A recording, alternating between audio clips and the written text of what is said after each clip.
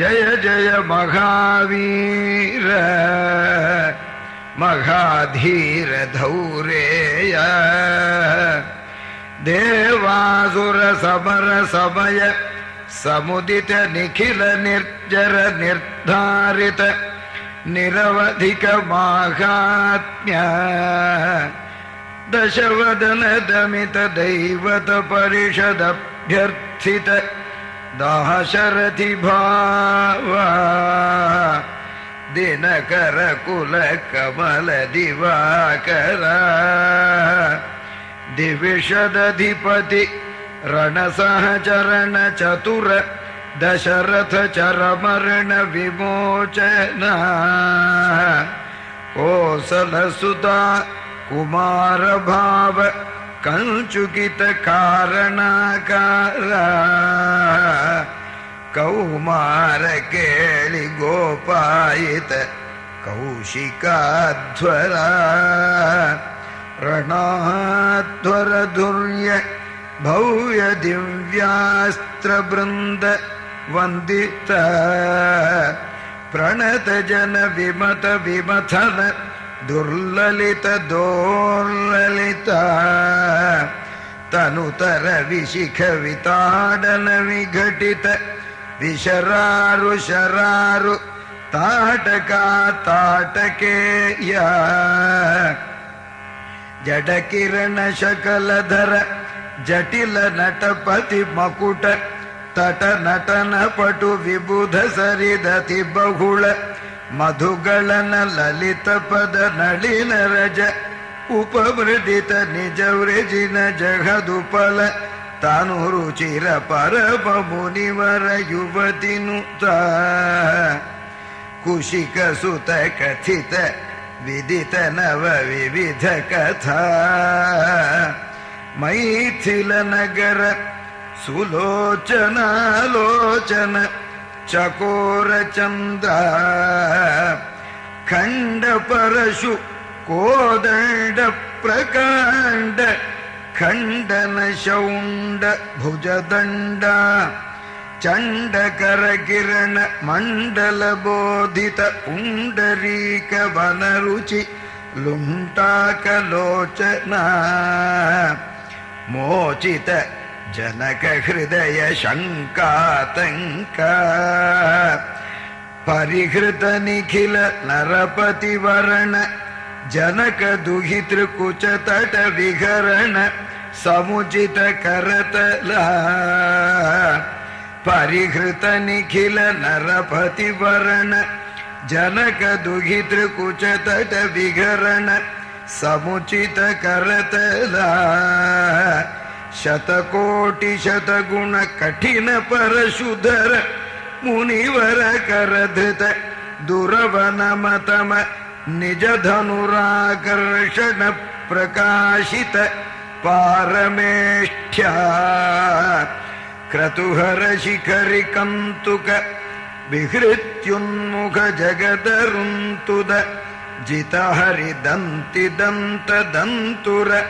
दशवदन दबन कुशल दशशत भुज मुख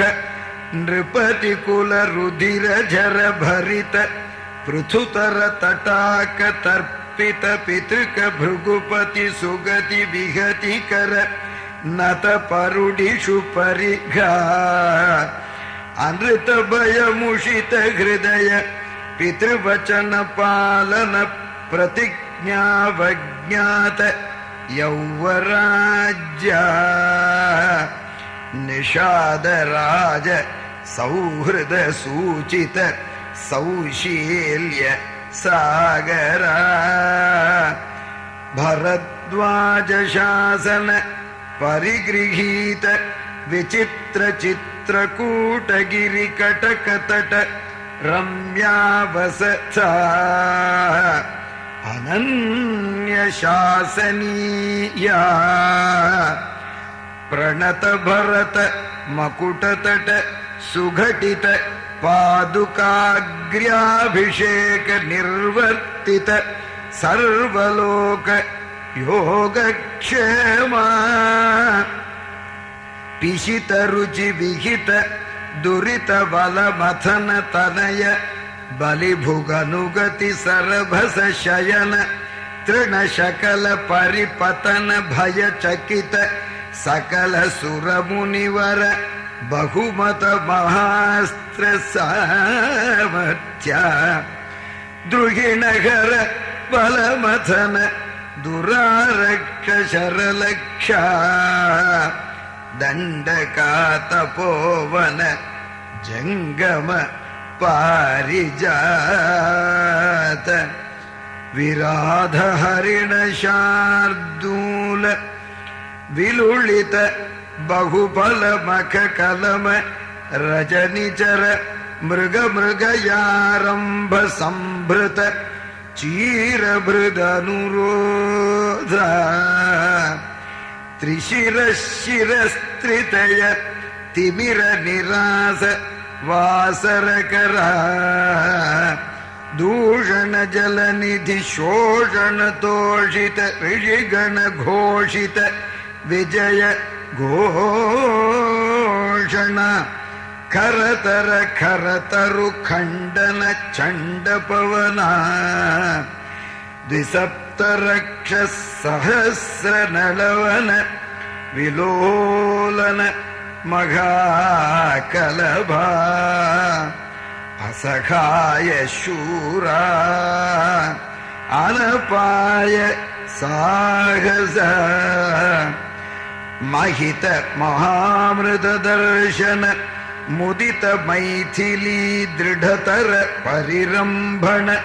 विभव विरोपित विकट वीरौरणा मारीच माया मृग चर्म परिकर्मित निर्भर दर्भास्तरण विक्रम यशोलाभ विक्रीत जीवित गृध्र राजदेह दिधक्षालक्षित भक्तजन दाक्षिण्य कल्पित विबुध भाव कबंधाभिनंदित अवंध्य महिम मुनिजन भजन भूषित हृदय कलुष शबरी मोक्ष साक्षिभूता प्रभंजन तनय भावुक भाषित रंजित हृदय तरणी सुत शरणागति परतंत्रीकृत स्वातंत्र्या दृढ़ घटित कैलास कोटि विकट दुंदुभि कंकाल कूट दूर विक्षेप दक्ष दक्षिणेतर पादांगुष्ठ दर चलन विश्वस्त सुहृदाशय अति पृथुल बहुविटपि गिरिधरणि विवर युग पदुदय विवृत चित्रपुंख वैचित्र्या विपुल भुज शैल मूल निबिड निपीडित रावण रण रणक जनक चतुरुदधि विहरण चतुर कपिकुलपति हृदय विशाल शिलातल दारण दारुण शिलीमुख अपार पारावार परिखा परिवृत परपुर परिसृत दव दघन जवन पवन भव कपिवर परिष्वंग भावित सर्वस्वदान अहित सहोदर रक्ष परिग्रह विसंवादि विविध सचिव विसृंभण समय संभ्रंभ समुजृंभित सर्वेश्वर भाव सकृत प्रपन्न जन संरक्षण दीक्षिता वीरा सत्यं व्रता प्रतिशयन भूमिका भूषित पयोधि पुलिना प्रलय शिखि परुष विशिख शिखा शोषिता कुंपार वारिपूर प्रबल रिपु कलह कुतुक चटुल कपिकुल करतल तूलित हृत गिरिनिकर साधित सेतुपथ सीमा सीमंतित समुद्र द्रुतगति तरुमृग वरूथिनि निरुद्ध लंकावरोध वेपथु लास्य लीलोपदेश देशिक धनुर्ज्याघोषा गगनचर कनक गिरि गरिमधर निगममय निज गरुड गरुदनिल लवगलित विषवदन शरकदना अकृत चर वन चर रणकरण वैलक्ष्य कूर्णिताक्ष बहुविध रक्षो बलाध्यक्ष पक्ष कवाट पाटन पटिम साटोपकोपावलेप कटुरटत अटनिटंकृति चटुल कठोर कार्मुक विनिर्गत विशंकट विशिख विताडन विघटित मकुट विह्वल विश्रवस्तनय विश्रम समय विश्राणन विख्यात विक्रम कुंभकर्ण कुलगिरि पिदलन दंभोळिभूत निशंक कंकपत्र अभिचरण हुतवघ परिचरण विघटन सरभस परिपद परिमित कपिबल जलधि लहरि कलकलरव कुपित मघवजित अभिघनन कृदनुज साक्षिक राक्षस द्वंद्वयुद्ध अप्रतिद्वंद्व पौरुषा त्र्यंबक समधिक घोरास्त्राडंबर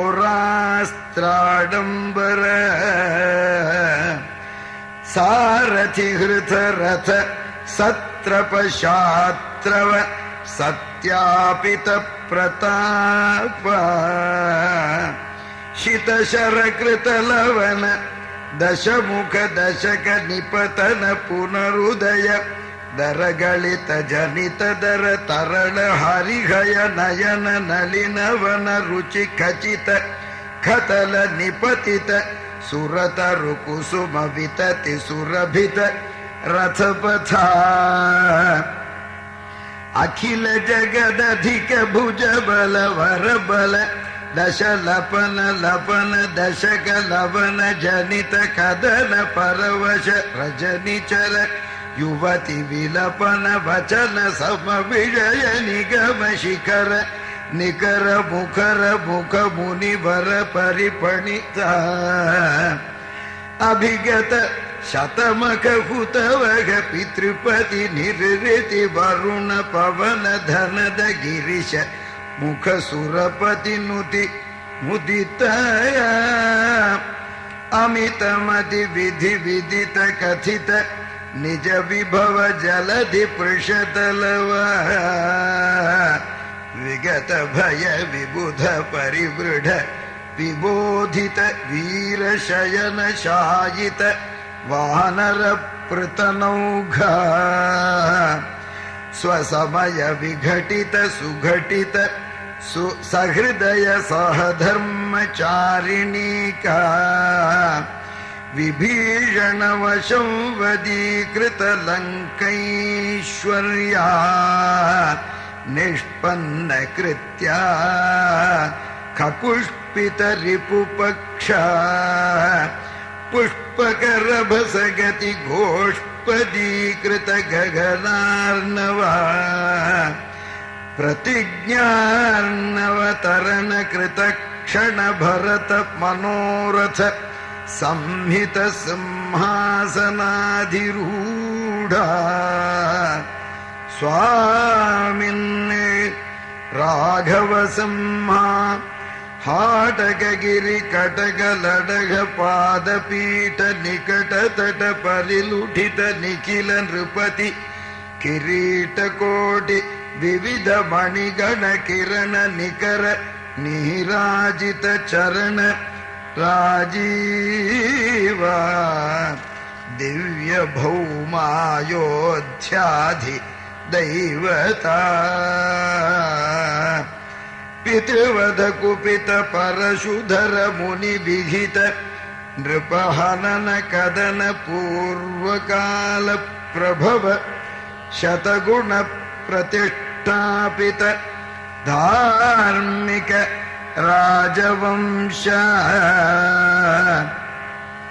शुभचरित रत भरत खर्वित गर्व गंधर्व यूथ गीत विजय गाथा शता शासित मधुसुत शत्रुघ्न सेविता कुशलव परिगृहीत कुलगाथा विशेष विधिवश परिणम दमर भणिति कविवर रचित निज चरित निबंधन निशमन निर्वृता सर्वजन सम्मानिता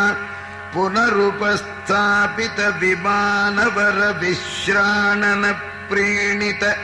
वैश्रवण विश्रावित यशः प्रपंचा पंचतापन्न मुनिकुमार संजीवनामृता त्रेतायुग प्रवर्तित कार्तयुग वृत्तान्त अविकल बहु सुवर्ण यमक सहस्र निर्वहण निर्वर्तित निज वर्णाश्रम धर्म सर्वकर्म समाराध्या सनातन धर्म साकेत जनपद जनि धनिक जंगम तदितर जंतु जात दिव्य गति दान दर्शित नित्य निस्सीम वैभवा साकेत जनपद जनि धनिक जंगम तदितर जंतु जात दिव्य गति दान दर्शित नित्य निस्सीम वैभवा भवतपन तापित भक्त जन भद्रारामा श्री रामभद्रा नमस्ते पुनस्ते नमः श्री रामभद्रा नमस्ते पुनस्ते नमः चतुर्मुखेश्वर मुखैः पुत्र पौत्रादिशालिने नमः सीता समेताय रामाय गृहमेधिने चतुर्मुखेश्वर मुखैः पुत्र पौत्रादिशालिने नमः सीता समेताय रामाय गृहमेधिने कवि कथक सिंह कथितं कठोर सुकुमार गुंभ गंभीरं भव भय भेषजमेतत् पठत महावीर वैभवं सुधियः कवि कथक सिंह कथितं कठोर सुकुमार गुंभ गंभीरं भव भय भेषजमेतत् पठत महावीर वैभवं सुधियगा कवितार्किक संहाय कल्याण गुणशालिने श्रीमते वेंकटेशाय वेदान्त गुरवे नमः। इति श्रीकवितार्किकसिंहस्य सर्वतन्त्रस्वतन्त्रस्य श्रीमद्वेङ्कटनाथस्य वेदान्ताचार्यस्य कृतिषु श्रीरघुवीरगद्यम् श्रीमहावीरवैभवम् समाप्तम्।